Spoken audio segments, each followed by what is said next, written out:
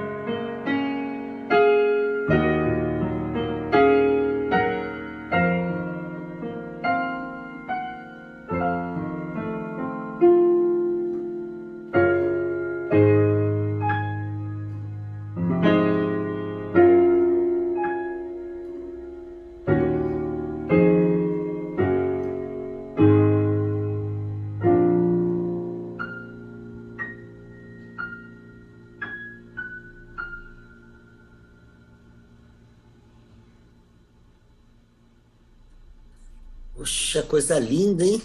Apresentação da Claudinha é um show à parte. Nos abre, né? Nos coloca nessa atmosfera, que é a atmosfera do mistério, não do enigma. Enigmas se resolvem, mistérios se saboreiam. Que bonito, que bonito. Há muitos anos eu estava com o nosso pastor emérito e grande amigo e mestre Edson, num evento em que o Edson tratou do tema da santidade. E eu até, quando ele começou a falar, pensei, puxa vida, lá vai o Edson enveredar por um caminho que é sem volta. Quem começa a falar de santidade, daqui a pouco começa com certos moralismos, um peso, julgamento, dedo em riste. Eu pensei, meu Deus do céu, só o Edson mesmo para inventar uma coisa dessa. E, de repente, ele entra na palavra grega que está nas cartas de Paulo, as epístolas de João, nos evangelhos, que é a palavra santidade grego, hagios. E ele diz algo muito bonito, ele diz assim, a gente aprendeu que santidade é separação. Então, a gente quer se preservar puro em detrimento do que é sujo, sagrado em detrimento do que é profano, espiritual em detrimento do que é corporal. Então, é sempre uma cisão, um corte, um afastamento, e ao mesmo tempo com um tom de superioridade. E aí o Edson fala assim, contudo, essa palavra ela é mais rica do que isso. Ela também significa transparência. E ele interpreta a santidade como sinceridade. No sentido etimológico mesmo, não ter cera e ser transparente. E o Edson faz uma pergunta, diz assim, quem aqui pode ser visto tal como é? Quem aqui pode ser visto tal como é? Dentre as características lindas da história da ICI, talvez seja essa uma das mais interessantes. É olhar para a Célia e poder ver a Célia, sem disfarces. Olhar para a Ângela e poder ver a Ângela sem disfarces. E assim a Marcinha, assim o Vitor, a Claudinha, a Solange. É uma igreja que as pessoas não precisam de máscaras, sem disfarces, sem máscaras, pelo contrário. E poder, nessa aventura de se mostrar, se contaminar com as relações, se alimentar das relações, se reinventar através das relações. Em outras palavras, transformar santidade em mescla. Em mescla. Sair desse culto contaminado de Roberval, com seu livro lindo, que é uma teologia do encontro, sobre o encontro humano. Sair daqui mesclado e contaminado de Vitor, que fez uma crítica linda à cultura de consumo e mostrou como a potência do nosso ser é maior do que a loucura do nosso ter. É assim, é uma igreja da contaminação e da transparência. Que seja assim, mais um domingo, celebrando as aventuras de 59 anos de história para cada um e cada uma ser como é e se transformar ao longo da beleza desse caminho. Que Deus abençoe a nossa aventura. Vamos começar, então, depois dessa abertura, com Pão do Mundo, Coro Mirza.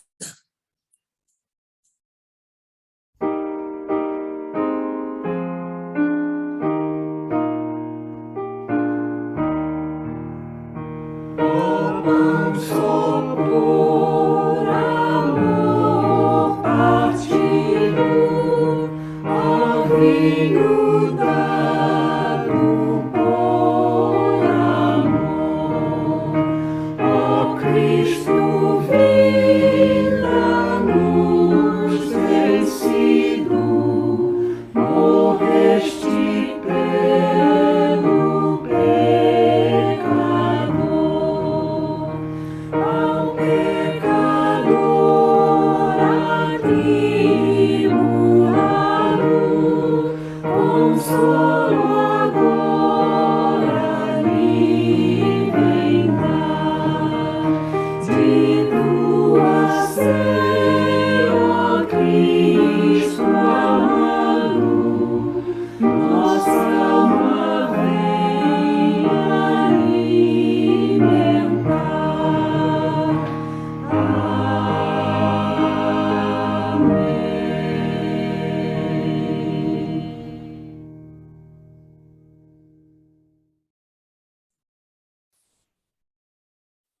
Vamos, nesse momento de oração, fechar nossos olhos e vamos ser embalados pela leitura de uma frasezinha linda, linda de Dom Helder Câmara, que diz exatamente assim: há criaturas como a cana de açúcar, mesmo postas na moenda, esmagadas de todo, reduzidas a bagaço, só sabem dar doçura.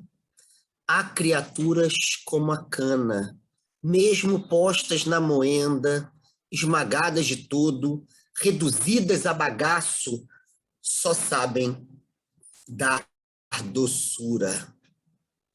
Nós vamos fechar os olhos em oração e pedir para que a gente, individualmente e coletivamente, possa dar doçura.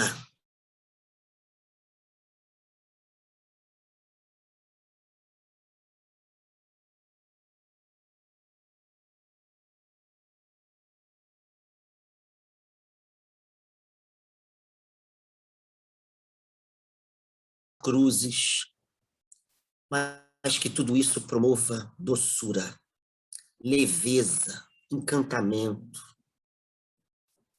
Vamos fechar nossos olhos em silêncio.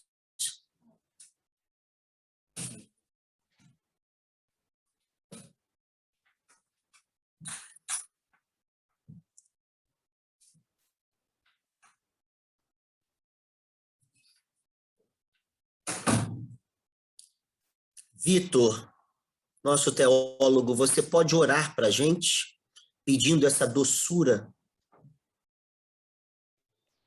Sim, amigo, sim, posso sim.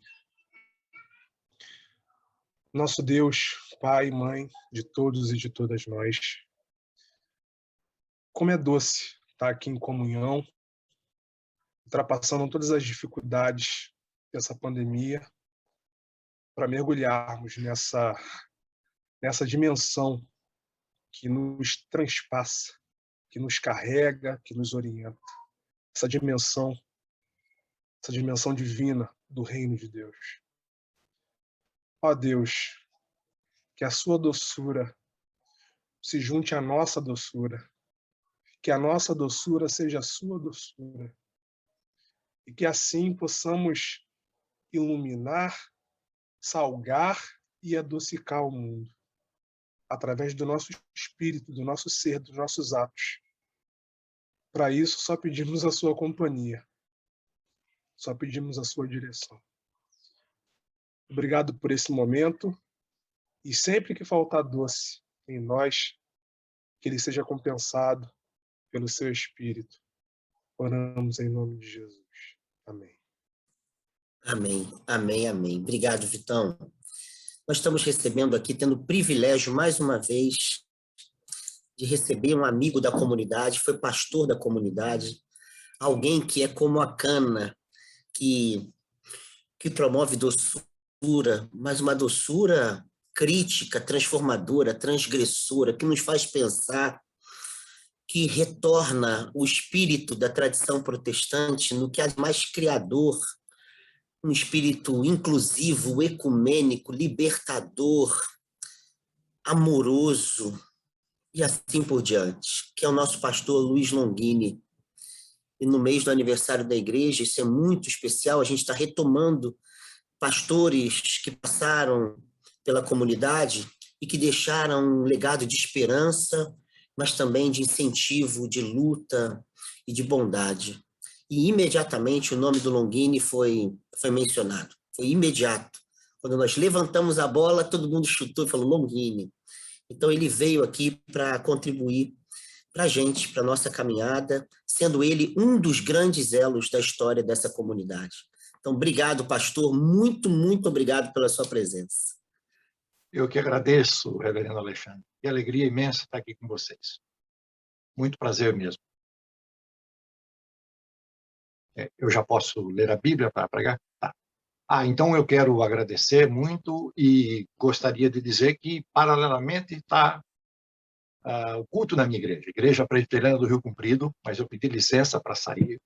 Trago um abraço da Igreja do Rio Comprido para todos vocês, todos e todas, irmãos e irmãs, desta querida Igreja Cristã de Ipanema, uma igreja onde eu ainda sinto ser a minha casa. Que bom estarmos juntos nesse grande mutirão por um Brasil diferente, por uma sociedade diferente, estarmos juntos lutando pelas causas éticas, morais, dignas do nosso país. Agradeço muito o convite. Tudo aí, pessoal todo, gente muito amiga, e aqui estamos juntos. Agradeço essa apresentação tão bonita do reverendo Alexandre, mas acho que não sou muito digna, não. Mas obrigado, Alexandre, gostei. Que ótimo. Então, o texto hoje que nós vamos compartilhar é o texto que encontra-se no Evangelho de João, capítulo 6, é o texto do calendário litúrgico de 51 a 58. Já fomos introduzidos pelo belíssimo hino do coral, Jesus Cristo, o pão do mundo, a relação feita com o texto. Muito grato. Santo Evangelho de João, capítulo 6, do versículo 51 a 58. Leiamos. Eu sou o pão vivo que desceu do céu. Se alguém dele comer, viverá eternamente. E o pão que eu darei pela vida do mundo é a minha carne. Disputavam, pois, os judeus entre si, dizendo, como pode este dar-nos a comer a sua própria carne? Respondeu-lhe Jesus, em verdade vos digo, se não comerdes a carne do Filho do Homem e não beberdes o seu sangue, não tendes vida em vós mesmos. Quem comer a minha carne e beber o meu sangue tem a vida eterna, e eu o ressuscitarei no último dia. Pois a minha carne é verdadeira comida e o meu sangue é verdadeira bebida. Quem comer a minha carne e beber o meu sangue permanece em mim e eu nele. Assim como o Pai que vive me enviou e igualmente eu vivo pelo Pai, também quem de mim se alimenta por mim viverá. Este é o pão que desceu do céu. Em nada semelhante àquele que os vossos pais comeram, e contudo morreram. Quem comer deste pão, este pão viverá eternamente. Estas coisas disse Jesus, ainda o 59, desculpe, quando estava na sinagoga de Cafarnaum. Meus irmãos e minhas irmãs, esse texto é um texto tão emocionante que eu acredito que ninguém fica impassível diante desse texto quando lê as Escrituras Sagradas e ver uma pessoa como Jesus Cristo, que, na realidade, entrega-se de tal maneira aos seres humanos. E como que o mundo produz uma pessoa como Jesus, esse líder religioso que ultrapassou todas as fronteiras, junto com outros, evidentemente. Então, é preciso destacar, em primeiro lugar, que Jesus está na sinagoga de Cafarnaum. O que é que significa isso? Muitos estudiosos do Evangelho de João afirmam, então, que este evangelho, na realidade, que este capítulo 6 aí do Evangelho de João é como se fosse um mini-evangelho, porque João vem numa sequência, aí parece que há uma interrupção, acontece o capítulo 6, porque João está mostrando todo o tempo que Jesus vai circulando como Lucas para chegar em Jerusalém. Então começa no capítulo 2, as bodas de Caná da Galileia, Jesus vem para Jerusalém, volta agora. Então Jesus está na sua cidade, na sua casa, Cafarnaum, onde ele morou a vida toda praticamente. Sai de Cafarnaum, sai da Galileia para ir para Jerusalém. Jesus está no meio de gente pobre, de gente sofrida, de gente explorada. Então é por isso que aí no capítulo 6, quando nós começamos o evangelho, ler esse capítulo, existe a multiplicação dos pães, né? O Evangelho de João 6 mostra já. O pessoal faminto, sem pão, sem comida, e Jesus faz essa multiplicação. Muito interessante notar que todo o capítulo 6 tem essa relação com o pão da vida. Ele é o pão da vida, multiplica os pães, os peixes. Depois do milagre da multiplicação dos pães, é bonito ver a passagem, porque diz assim, que depois que todo mundo comeu, ainda recolheu 12 cestos. E aí nós temos que entender que tudo no Evangelho de João é simbólico. Os 12 cestos significam a multiplicação dos pães para as 12 tribos de Israel, ou para os 12 apóstolos. Bem, então por que nós precisamos compreender o Evangelho de João? Só que João é um evangelho diferente, então por isso que a gente chama de quarto evangelho. Não é sinótico como Mateus, Marcos e Lucas. O Evangelho de João, vamos dizer assim, num certo sentido, ele é um pouco hermético. É um evangelho que foi escrito assim para também enfrentar o gnosticismo, mas ele tem coisas gnósticas, né, Alexandre? Aí para o meio é muito simbólico. E é um evangelho tardio, ou seja, 98, 100 depois de Cristo. Evidentemente que todo mundo sabe que o que está no evangelho de João não foi Jesus que está dizendo isso assim literalmente. É a igreja que está trabalhando esses textos 100 anos, estamos no ano 100. Então já é o povo de Deus, a comunidade. Gerard Lofink tem um livro maravilhoso onde ele fala da comunidade do discípulo amado. É um livro belíssimo. A comunidade de João, que provavelmente era na cidade de Éfeso, e aí nós temos, então, a teologia joanina, a teologia deste apóstolo, que é o discípulo amado. Bem, então é assim, e aí João, ou seja, essa comunidade está preocupada em mostrar coisas bonitas, por exemplo, por isso começa assim, Jesus é o pão da vida, a coisa bonita ali, concreta. Jesus é a luz do mundo. Jesus é a porta das ovelhas. Jesus é o pastor que está conosco, caminhando a cada dia.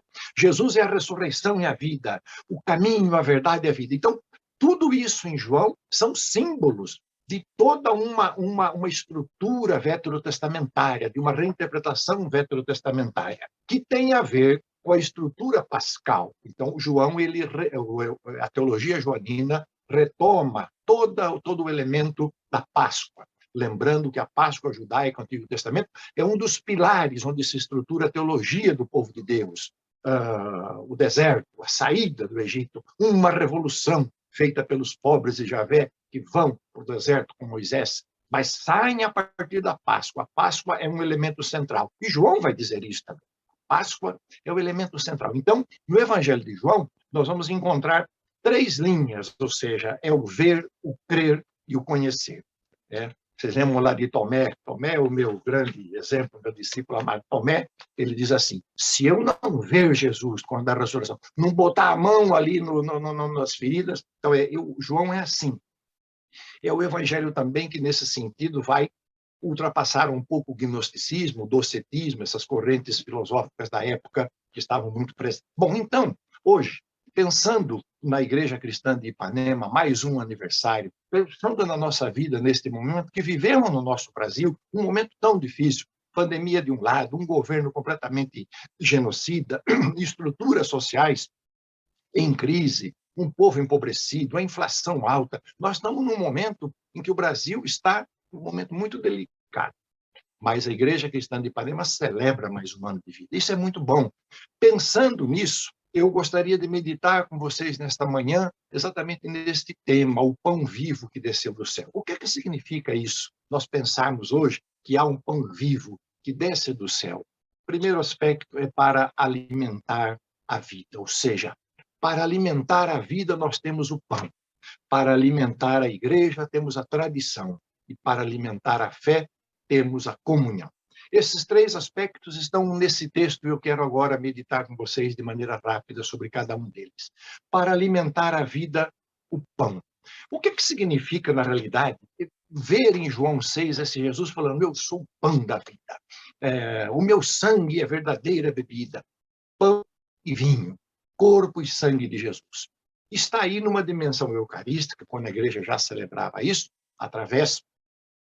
chegando no 1º século. Teve uma carta de um camarada chamado Plínio, quando ele escreveu ainda, e ele afirmou, essa carta você pode ler em vários livros, ele diz, olha, esses cristãos, esse grupo de gente, eles comem criança, comem a carne e o sangue de uma criança. Então isso está registrado literalmente que era isso. Mas na realidade, quem estuda o Evangelho de João sabe, João é tudo metáfora, é tudo ensino, é tudo alegórico, é tudo símbolo. Neste sentido, então, é preciso compreender que esse texto, João 6, está fazendo um confronto com o ensino de Moisés, etc. Por isso, sempre que a gente vê pão nesse texto, coloca assim, pão é o ensino, é a palavra.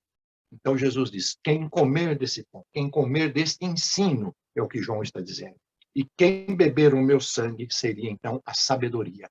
Eles recuperam a literatura poética do Antigo Testamento na comunidade de João. Então, pão é ensino e sangue é sabedoria. A comunidade precisa se estruturar a partir dessas 2 coisas. Primeiramente, o ensino que chega de Jesus e a sabedoria. Cora Coralina tem uma frase muito bonita. Ela diz, o ensino nós aprendemos nos livros, a sabedoria aprendemos com a vida. E é isso que nós precisamos fazer e ter na nossa igreja. Ou seja, receber o ensino da boca de Jesus, dos lábios de Jesus, e a sabedoria da vida que chega com a nossa vivência.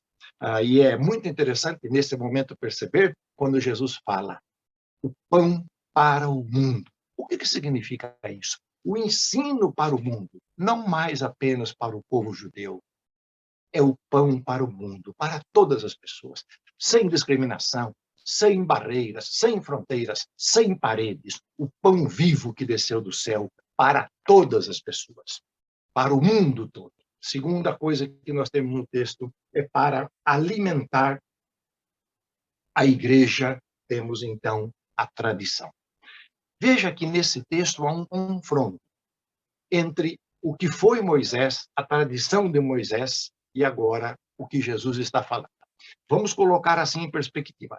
Às vezes a gente olha assim, a lei de Moisés, essa palavra lei para nós, no Novo Testamento, e hoje também na igreja, está um pouco desgastada. A lei, na realidade, ou seja, a Torá, os 10 mandamentos do Antigo Testamento, foi uma maneira de Deus ensinar o povo. A lei nunca oprimiu o povo de Deus. O povo de Deus foi oprimido quando deixou a lei de lado. Só que quando nós chegamos em Jesus, nós vamos ver uma outra perspectiva, um outro ensino. Então, Jesus ensina de maneira diferente. Não é mais o ensino de Moisés, mas é o ensino agora de Jesus. Por isso que Jesus vai dizer, olha, os nossos pais comeram o maná do deserto, mas ficou para trás o maná e eles morreram. É preciso agora pensar num outro pão, o pão vivo que desceu do céu. A tradição de Moisés ficou no passado, o maná está lá no deserto. É preciso o pão hoje, é preciso o ensino hoje. Então, neste sentido, meus irmãos e minhas irmãs, eu quero dizer para vocês o seguinte, para alimentar a igreja precisamos de tradição, mas uma tradição que presta. A tradição que não presta não serve para nada. Ficar olhando para o passado, um saudosismo às vezes, é idiota, isso não nos levará a lugar nenhum. É o que Jesus está falando aqui no Evangelho de João. Vamos recuperar essa tradição, mas não é mais a tradição de Moisés. O novo Moisés sou eu, disse Jesus. Vamos olhar para Jesus Cristo. Ele, segundo os evangelhos sinóticos, trazia o Didaquê Kainé, o novo ensino. Essa é a ideia básica. Então, nós temos que entender que quem escreve isso é a igreja no ano 100, praticamente. Havia, sem dúvida nenhuma, também aí um caráter mistagógico, um caráter iniciático. O que a teologia do discípulo amado está dizendo é assim, venham participar dessa comunidade. Aqui nós somos um grupo que entendemos que o novo ensino nos libertará. Mas nós temos a nossa tradição, nós temos a tradição dos nossos pais. Nós não queremos jogar fora essa tradição, mas nós queremos reinventar essa tradição. É o que fala, e a gente percebe isso em Jesus, sempre ele vai colocando, né, as coisas de maneira diferente. O ensino antigo lá dizia, tem que matar a mulher adúltera. Jesus falou, parem com isso aí, isso é tudo uma bobagem. Não vamos matar ninguém, vamos dar vida às pessoas. Paulo vai dizer o seguinte, a lei nos serviu de aio, o escravo, o condutor, o pedagogo que levava a criança ao professor. A lei, o ensino da lei, nos leva a Jesus, nos leva a esse novo tempo, a esse novo testamento. E é preciso entender, João, aí nesse texto específico, né, o Alexandre também sabe grego, ele vai poder depois explicar bem para vocês, ali aparece que o texto diz assim, olha, é preciso mastigar a minha carne. Isso para o judeu, quem é esse que está falando que nós temos que beber o sangue e comer a carne dele? Literalmente, isso era um escândalo. Então, Jesus, mastigar a carne e beber o sangue, quebrando os tabus. É preciso compreender que os ensinos de Jesus nos levam a arrebentar esses tabus que, na realidade, só servem para aprisionar as nossas vidas, para nos escravizar, para nos colocar debaixo de poderes deste mundo. Não, Jesus nos liberta. Então, mais do que nunca hoje, a Igreja Cristã de Ipanema precisa perguntar, para que serve a tradição da igreja? Para que serve a história? Para que serve a memória? A Igreja Cristã de Ipanema hoje comemora seu aniversário e ela sempre precisa refletir sobre isso. Ficar pensando na história da igreja, nesse saudosismo. Ah, porque foi muito bonito, nós fizemos o CREI um dia, o Lisânia Maciel foi nosso deputado, o pastor Jovelino, o Edson, não sei o quê, todo mundo, a nossa igreja, 100 paredes. Isso tudo é muito bonito, se tiver efetividade hoje. Tradição por tradição passada não presta para nada.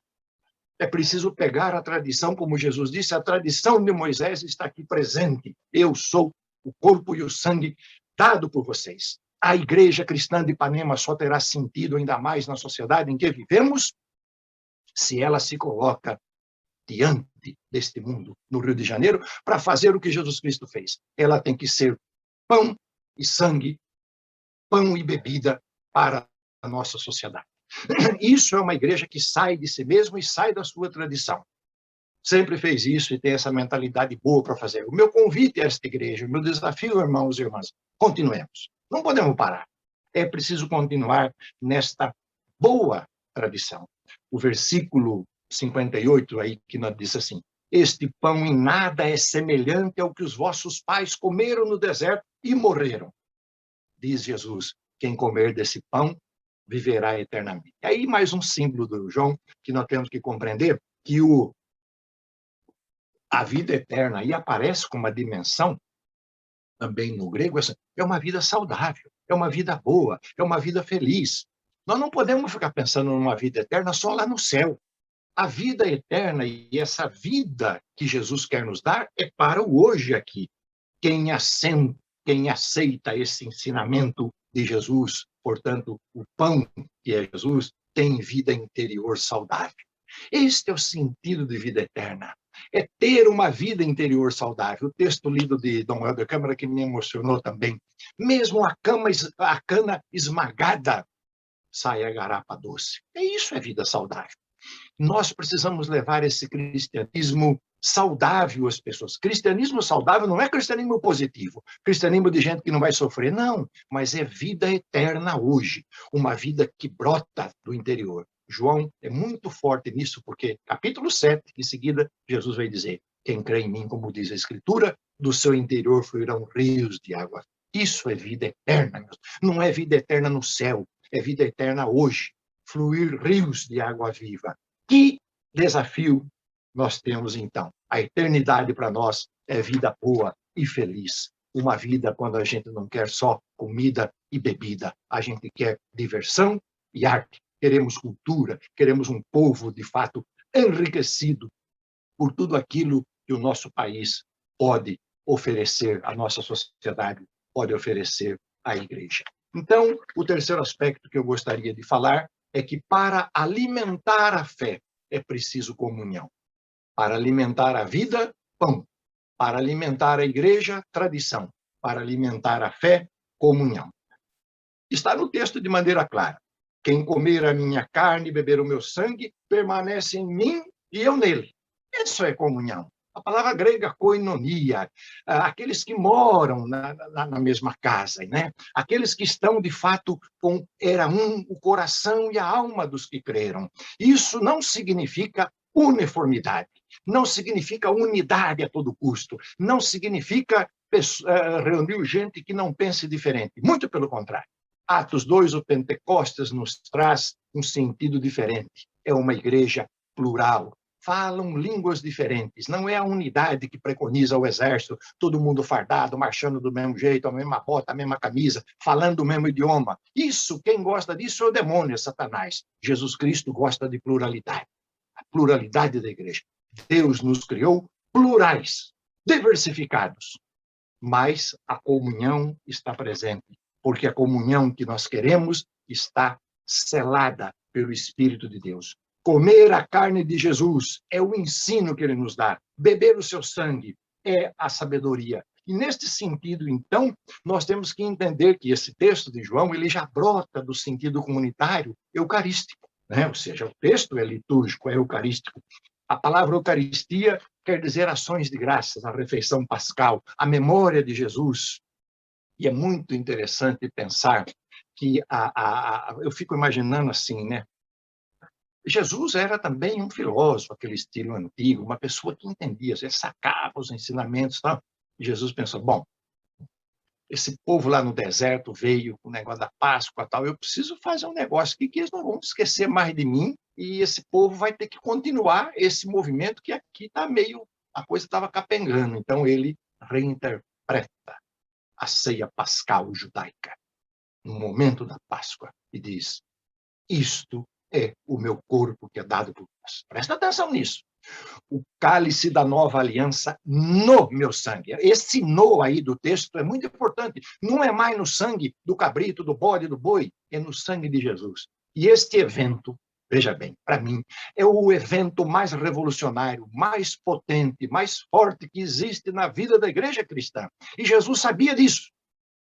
Todo domingo, quando a igreja cristã de Ipanema se reúne para fazer a ceia do Senhor, todo domingo, toda reunião que as igrejas cristãs se reúnem no mundo inteiro para celebrar esta memória, elas cultivam a maior força, a maior potência de revolução que existe neste mundo, que é comer o sangue e beber o corpo de Cristo, o ensino e a sabedoria para uma nova realidade, que produz comunhão, a comunhão da igreja, ou seja, essa comunhão que confronta as forças do mundo. Jesus Cristo vive debaixo do Império Romano e ali ele morre, crucificado por este império. Jesus não foi crucificado pela religião judaica. A religião judaica entregou para o Império Romano. Jesus é crucificado numa cruz, como um bandido, como um anátema, mas por uma força poderosa do mundo da época, o Império Romano, um dos mais temíveis impérios que já teve na história da humanidade. É esse confronto, ou seja, que nós precisamos entender no momento em que Jesus, ao entregar a sua vida, no momento em que ele escolhe, ou seja, ele vê a dimensão do seu pastorado, diz: eu tenho ainda muitas ovelhas que não são deste aprisco.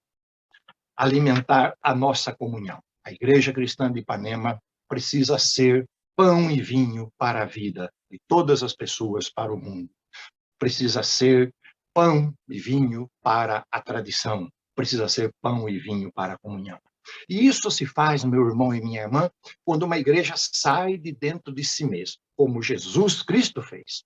Jesus esvazia-se, segundo o apóstolo Paulo. Ele vai ao encontro.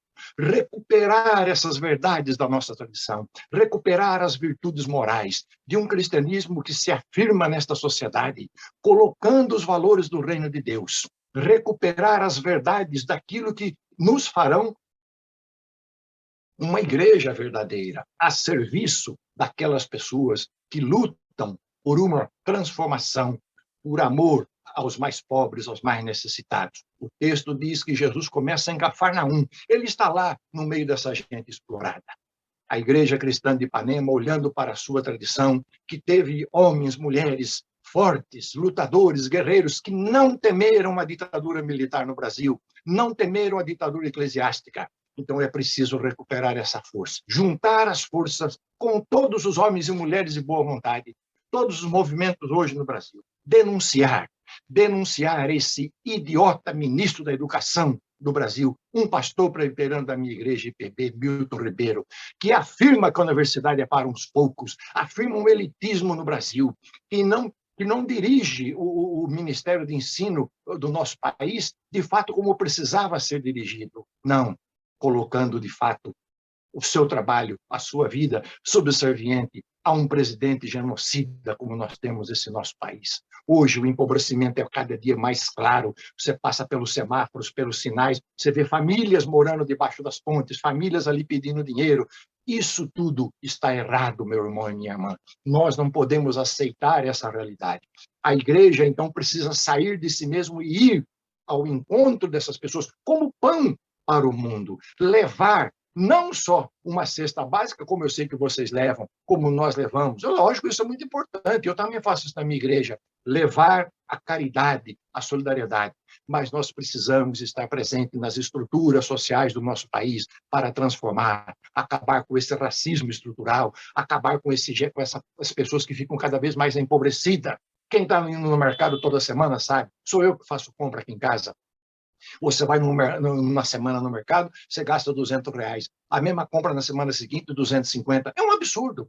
O nosso dinheiro está acabando cada vez mais. Falta distribuição de renda, falta trabalho, falta educação, falta saúde, falta tudo nesse nosso país. Mas nós precisamos levantar a bandeira da esperança. Porque, como Jesus Cristo fez isso, a igreja tem que sair de si mesmo, ser Jesus Cristo para a sociedade. Uma igreja que se transforma cada dia pelo ensino de Jesus e pela sabedoria de Jesus, o pão que desceu do céu. Eu vou pedir liberdade, Alexandre, para usar a expressão de Dom Helder Câmara, que você colocou muito bem no início. Jesus é esta cana esmagada. Está lá no profeta Isaías, a cana esmagada, a cana que foi, de fato, fumegada. E é uma grande verdade. Foi esmagado na cruz do Calvário para nos dar a doçura de uma vida saudável, a doçura de uma vida eterna. Que a Igreja Cristã de Ipanema continue assim, no seu ministério, na sua vida, de acordo com a sua história. Ainda que se sinta, muitas vezes, como uma cana esmagada, o bagaço, mas levando para as pessoas essa garapa doce, a doçura, aquilo que nós acreditamos, que podemos ter uma igreja e uma sociedade diferente. Parabéns, Igreja Cristã de Ipanema. Parabéns, meus queridos irmãos e minhas irmãs, que eu trago no meu coração. Parabéns da Igreja do Rio Comprido a vocês. Reverendo Alexandre, grande abraço. Aqui estou sempre junto para o que der e vier. Um beijão. Amém. Puxa vida, isso não é um pastor, isso é um profeta. Então, profeta, que Deus continue abençoando tuas palavras, aquecendo teu coração, te dando coragem, te dando loucura, a loucura da fé, para você transformar amor em luta por justiça. Muito obrigado. Amém. Coisa linda, coisa linda. Eu comuniquei ao Alexandre, eu vou pedir licença para vocês, eu preciso sair para voltar lá para o culto, mas deixo aqui meu abraço. Muito obrigado pelo convite. Beijão, gente boa. Obrigado, reverendo. Obrigado, meu profeta. Gente, vamos pegar nosso pão, nosso vinho e nos preparando para um instante mágico e lindo da Eucaristia. Nós vamos ouvir Cálix Bento, cancioneiro número 50.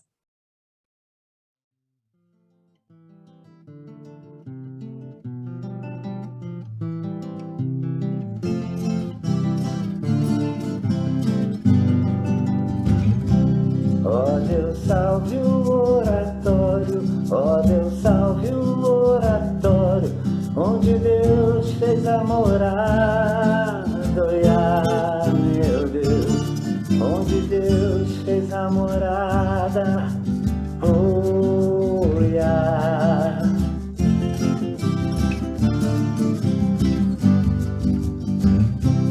Onde mora o cálice bento, onde mora o cálice bento, e a hóstia consagrada, olha, meu Deus, e a hóstia consagrada, olha.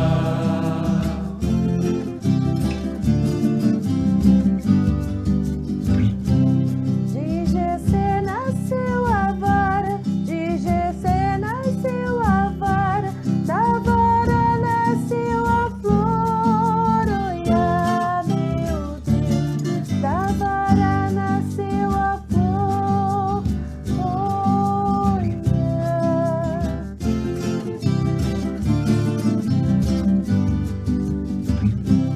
E da flor nasceu Maria, e da flor nasceu Maria, de Maria o Salvador, olha, meu Deus, de Maria o Salvador, olha.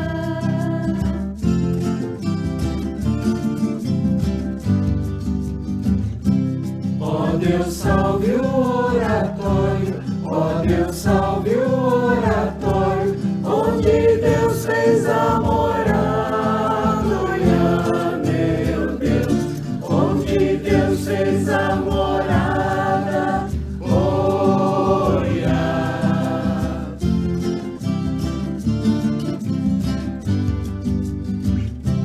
Onde mora o cálice bento, onde mora o cálice bento, e a hóstia consagrada, olha, meu Deus, e a hóstia consagrada, olha.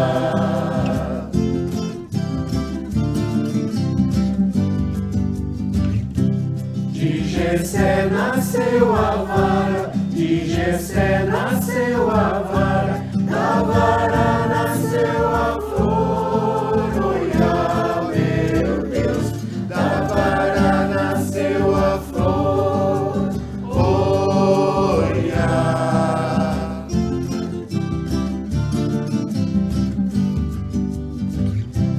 E da flor nasceu Maria, e da flor nasceu Maria, de Maria o Salvador, olha, meu Deus, de Maria o Salvador, olha.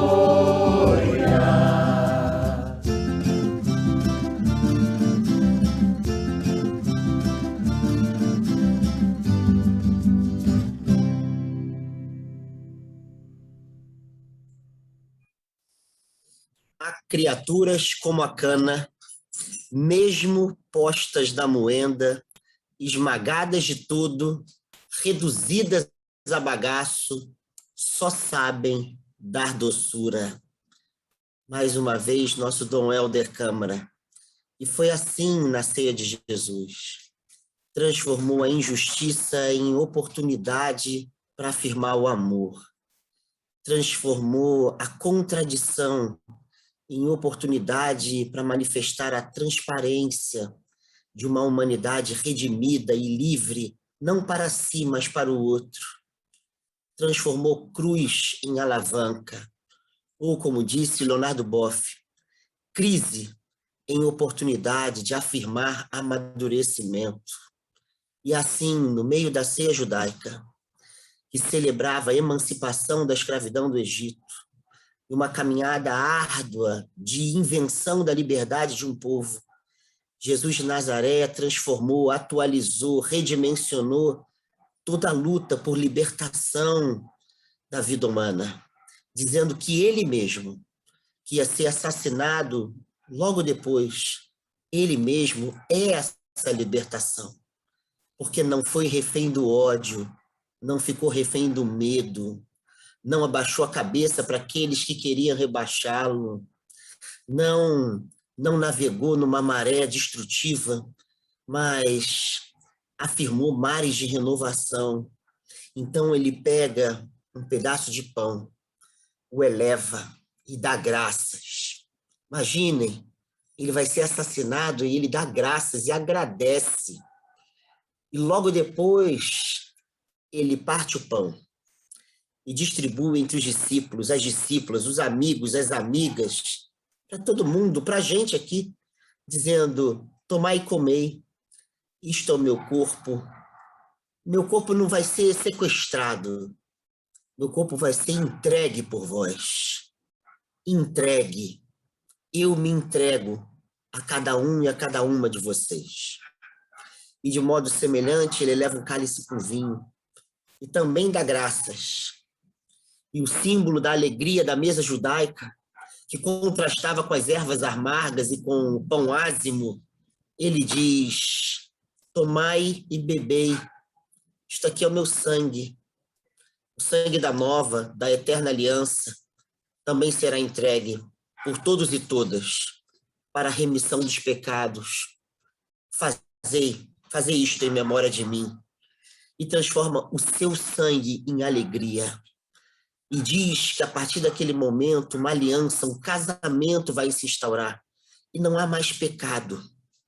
E nesse sentido, ele diz algo mais forte, desafiador e bonito.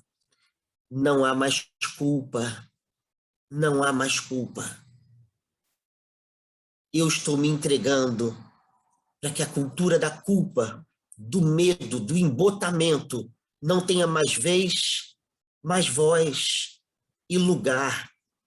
Bebam desse vinho da alegria, se libertem disso.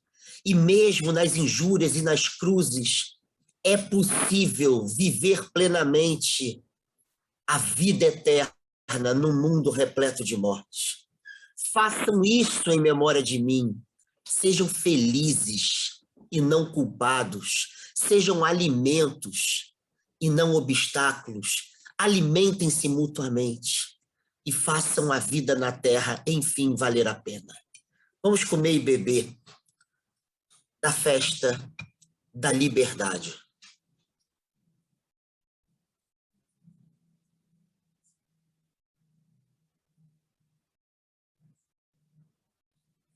E nós chamamos para comerem conosco dessa festa todas essas pessoas que nosso pastor Longini citou, empobrecidas nas ruas, excluídas racialmente, perseguidas pelas suas orientações sexuais, suas identidades de gênero. Todos esses e essas que quando falam ninguém escuta. Todos esses e essas acometidos pela nova variante da Covid-19. Todos esses e essas que choram os seus mortos no meio da pandemia. Que estejam comendo conosco do pão da vida eterna e do vinho da felicidade. Mirinha, você pode orar o Pai Nosso para a gente nesse momento?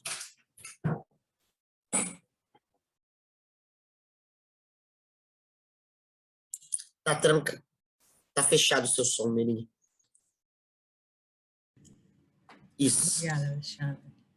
Pai nosso que estás nos céus, santificado seja o teu nome. Venha a nós o vosso reino. Seja feita a tua vontade, assim na terra como nos céus. O nosso de cada dia nos dai hoje, e não nos deixes faltar. Perdoa as nossas dívidas, assim como nós perdoamos aos nossos devedores. E nós te damos glória, porque tu és bendito. Bendito seja o teu amor, a tua glória para sempre. Amém, Jesus. Amém. Amém, Mirinha. Amém. Amém, amém, amém. Vamos ouvir Canção dos Herdeiros, já nos preparando para as comunicações e para os momentos finais.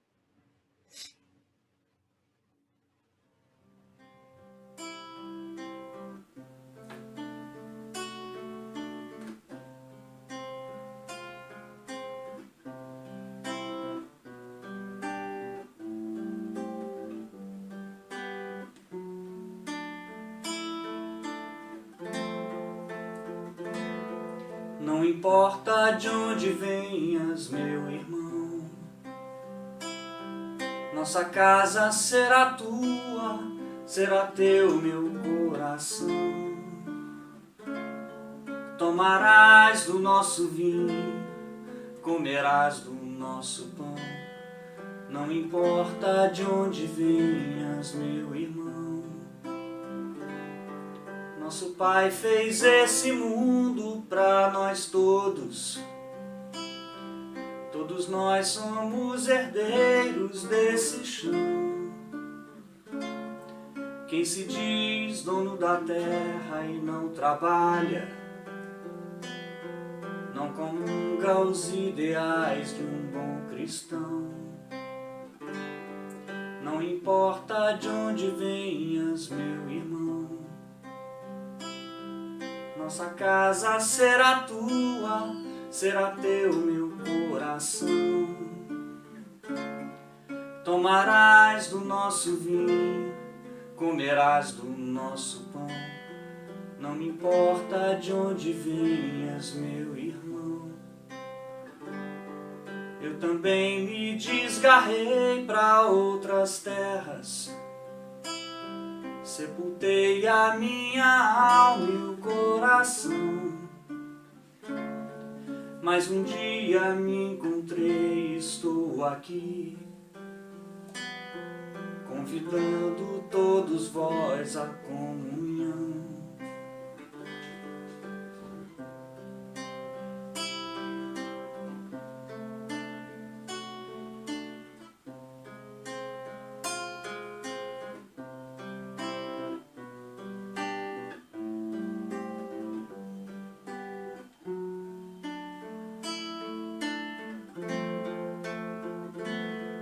Não importa de onde venhas, meu irmão, nossa casa será tua, será teu meu coração. Tomarás do nosso vinho, comerás do nosso pão. Não me importa de onde venhas, meu irmão. Não, não. Guga, nosso grande amigo, queridíssimo Guga. Nós estamos terminando o culto, mas antes os nossos avisos. Sempre rememoramos os avisos. Nós temos aqui na liturgia de hoje, no finalzinho, onde está escrito "Atenção, amigos", nós temos os 2 Pix, né, o da igreja e o do CREI, para as pessoas que quiserem contribuir para a manutenção, né, e para as obras de prevenção e combate de incêndio, que apesar de terem sido terminadas, a gente está sempre reabastecendo financeiramente para os gastos das 2 instituições. Quem quiser contribuir, estão aqui os números dos Pix. Nós estamos seguindo nossos encontros aos domingos, online, às 11 horas.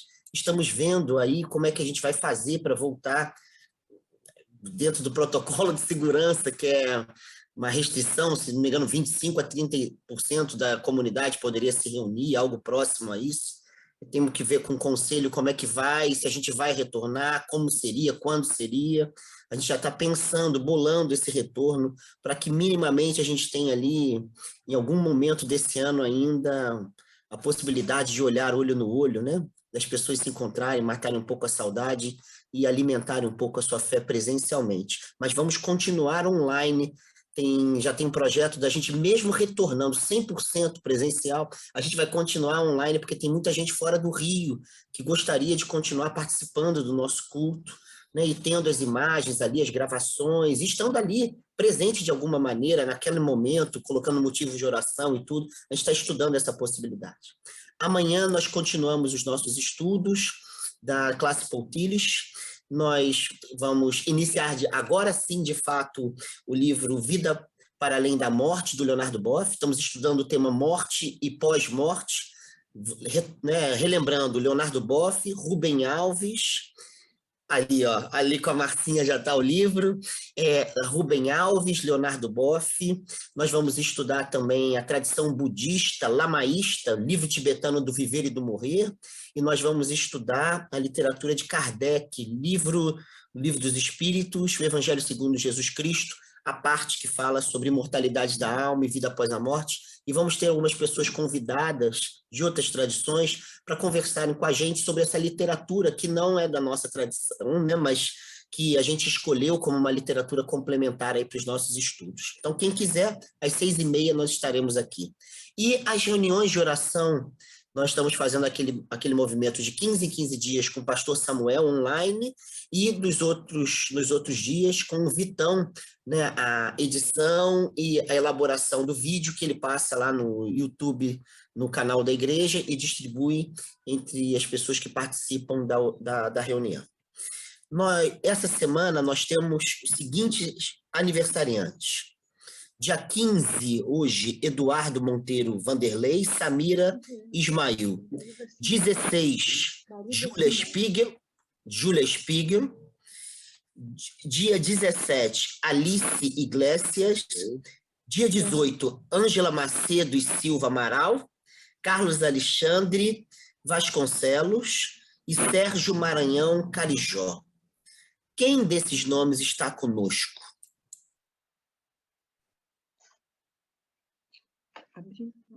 Não está? Então, no momento agora da bênção... A Ângela. A Ângela, pô, tá aqui. Agora que eu vi na minha frente. Ângela, você vai falar daqui a pouco, né? Mas eu não tinha te visto aqui, eu tô aqui perdido e tal. Que bom, Ângela! Vamos orar por você, então, e por todo mundo nesse momento, que bom! E você daqui a pouco vai falar para a gente terminar o culto, olha que coisa! Que bom! Ângela, o que você pede para você ou agradece? O que você gostaria de colocar para celebrar sua vida? Eu agradeço muito pela minha família. Eu peço a Deus que nos ajude, que mande as suas bênçãos e ajude, peço saúde física, mental, espiritual e emocional para nós todos. Bom, você é tão especial. Eu olho para você eu sempre lembro daquele suquinho que você me dava quando eu chegava, sempre. E você é isso, é uma pessoa que alimenta mesmo, que nutre, e aquele suco é um símbolo da sua vida, sabe? Tá sempre ali ajeitando, arrumando, preparando o pão, a Eucaristia, sempre alimento, ou arrumando os lugares para a gente vender coisas e nutrir a igreja e ajudar pobres. Olha, você é uma, como diria o Neemias Marini, uma expressão que eu gostava, é uma abelhinha de Cristo. Sabe a abelhinha? Está trabalhando. Obrigada. Quem é que gostaria de mencionar algo, uma palavra de amor para nossa Ângela, de pedir algo por ela? Eu. Quem gosta? Fala, Roberval. A Ângela, para mim, é uma inspiração, assim, que o evangelho, ele é real. Porque eu olho para a Ângela e vejo toda a espiritualidade do evangelho.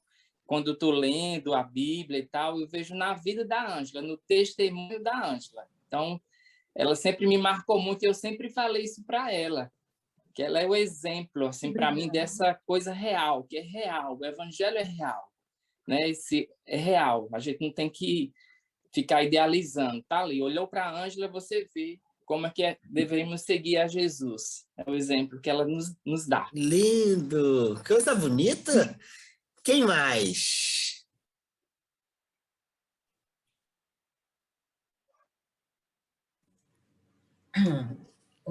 Eu, porque pego carona na fé da Ângela.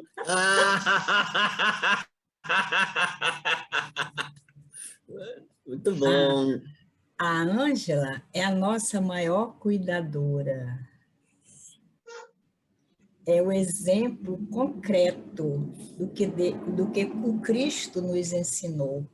Compartilhamento, o amor, a solidariedade, tudo isso se resume na Ângela. É a nossa cuidadora. Ela cuida de todos e com muito amor, com muita entrega.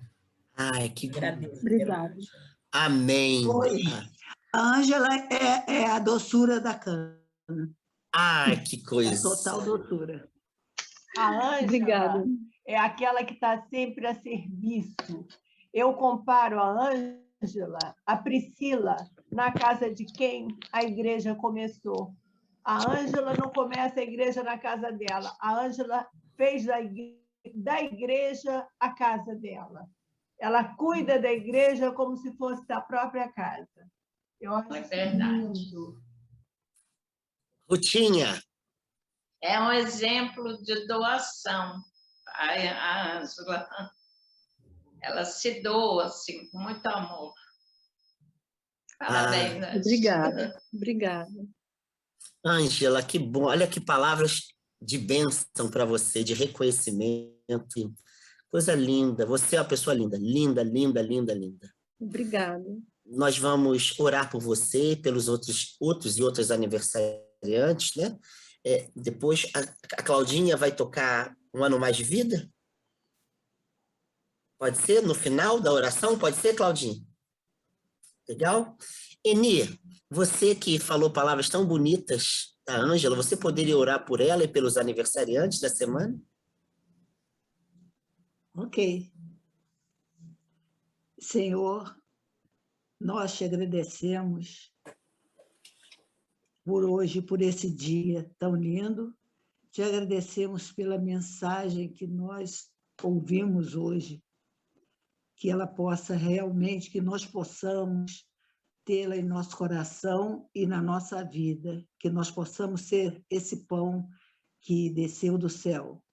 E nós te agradecemos agora de maneira especial pela vida da Ângela, que é uma doadora que está sempre disponível para ajudar na alimentação, na saúde, em tudo.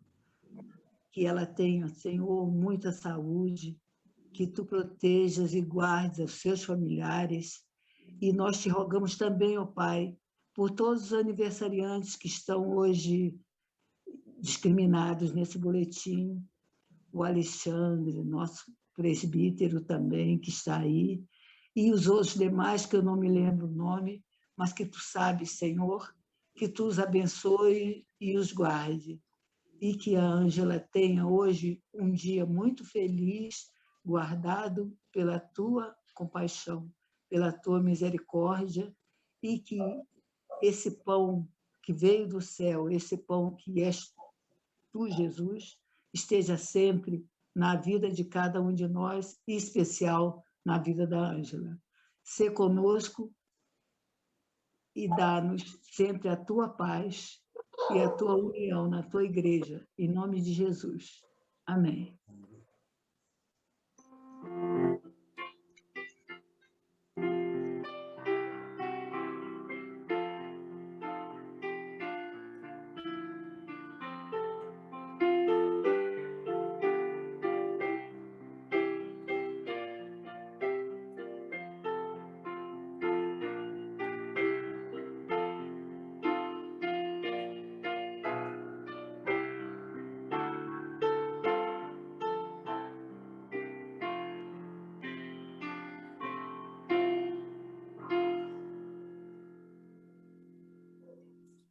Parabéns, Ângela. Obrigada, obrigada.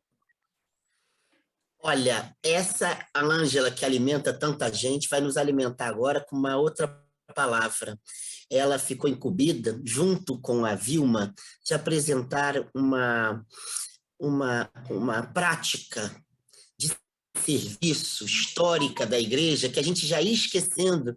A gente tinha mencionado que cada domingo a gente ia dar um depoimento sobre os trabalhos sociais, sobre essas empreitadas aí que começaram junto com a criação da comunidade, né? Com a alimentação de crianças, com vulnerabilidade alimentar, a criação do CREI. E hoje a Ângela vai trazer outras histórias aí para relembrar a nossa tradição de serviço. Tá aberto? Posso falar? Pode. Eu estou falando a pedido da Vilma. A Vilma recordou comigo os trabalhos, me lembrou e me contou coisas que eu nem conhecia.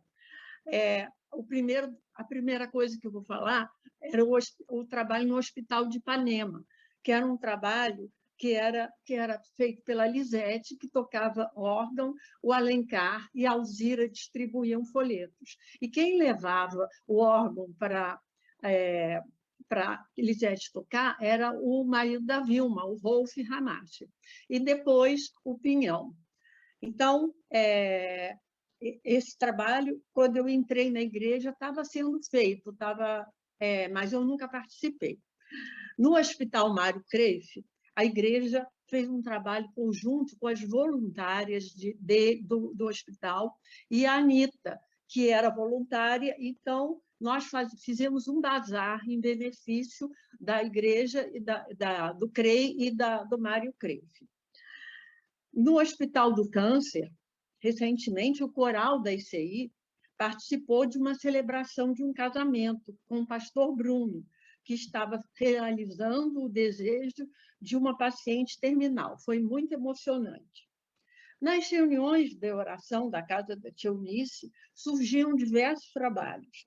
Doação de enxovais, periodicamente, para mães carentes no hospital, na maternidade escola de Laranjeiras, através do conhecimento da Eunice, que conhecia um médico lá. A Lucília e a Elizabeth Costa entregavam enxovais. Elas avisavam quando precisava e elas iam lá. Esses enxovais eram confeccionados por várias pessoas. Lisete fazia sapatinho, Vera Penteado também fazia bainha nas fraldas, e a Elizabeth e a Vera Penteado iam comprar também o que precisava. A Anete Magalhães, que morava perto da nossa igreja, ela tinha um apartamento e onde ela se dedicava a esses trabalhos. Então, as senhoras da igreja iam lá costurar, fazer camisinha, lá montavam os enxovais. Então, várias pessoas participaram. As cestas básicas que nós distribuímos para o trabalho, o Projeto Urerê, dirigido pela artista plástica Ivone Bezerra de Mello, que dedicou sua vida a ensinar, cuidar de crianças marcadas pela violência. Eu, a Vilma e a Elizabeth fomos lá conhecer a creche. Era meio difícil de chegar, mas a gente foi, conhecemos o espaço. Mas ela, além das crianças, ela tinha os adolescentes, né? Todos que estavam ali, porque eles precisavam de um auxílio para não desmoronar. Eu acho até que os traficantes reconheciam o trabalho dela, porque não atrapalhavam, não. E eu e a Miriam, uma vez, fomos na Parque do Flamengo também ajudar a tomar conta das crianças, que ela levou para lá, a Ivone, junto com umas amigas dela, que ela tinha bastante gente que ajudava no trabalho. Então, as cestas básicas que eram levadas lá ficavam na casa da NET também, para poder juntar tudo e vir uma Kombi para buscar, porque era bastante cesta básica que a igreja contribuía. Teve um trabalho também na igreja que era de alfabetização de adultos, com a Lene, Vera Carijó e até a minha irmã. Tinham muitas mães que não sabiam ler, então iam umas tardes lá, umas 3 vezes por semana, cada um ficava, e naquela Copa do CREI ajudava as mães a aprenderem a ler. Era isso que eu queria falar. Espero que eu não tenha esquecido de nada. Olha, muito bom. A gente tem que cada vez mais fazer memória disso. Fazer isto em memória de mim diz respeito a fazer tudo que alimenta outras vidas e traz vidas a outras vidas. Coisa linda, coisa linda. Vamos continuar realizando essas coisas e relembrando, né, o que já foi trilhado até então, para a gente se inspirar e ir para frente. Muito obrigado, tá, Ângela? Muito obrigado. Semana que vem nós vamos... Que isso? Semana que vem nós vamos ouvir o depoimento do trabalho na Vila Mimosa, né, com as prostitutas e com a comunidade que circunda a Vila Mimosa, que é uma comunidade muito pobre, e que está tendo uma assistência bem legal nos últimos tempos. Muito bom. Vamos, então, terminando a nossa celebração, agradecer o privilégio de ter o Leandro de São Paulo, primeira vez conosco, e de ter o nosso novo doutor, Vitor Siqueira, que está conosco, agora doutor em teologia, e é uma pessoa extremamente aberta ao serviço, à participação, à bondade, generosidade. Então, pode ter certeza, Vitão, que a gente vai te explorar mais ainda, amigo, para você disseminar esse saber aí e fortalecer nossa caminhada de fé. Muito bom. Vamos, então, terminar nosso culto. Eu vou pedir para a gente fechar os olhos, mentalizar vidas, pessoas que necessitam das nossas orações, que essa bênção se estenda sobre todas elas, que produza liberdade, produza vida, produza emprego, produza comida, produza caminhos de realização, cura, cuidado, amor. Vamos mentalizar essas vidas que dependem das nossas intercessões, da nossa fé, da nossa oração. Vamos cuidá-las com o nosso amor e a nossa fé.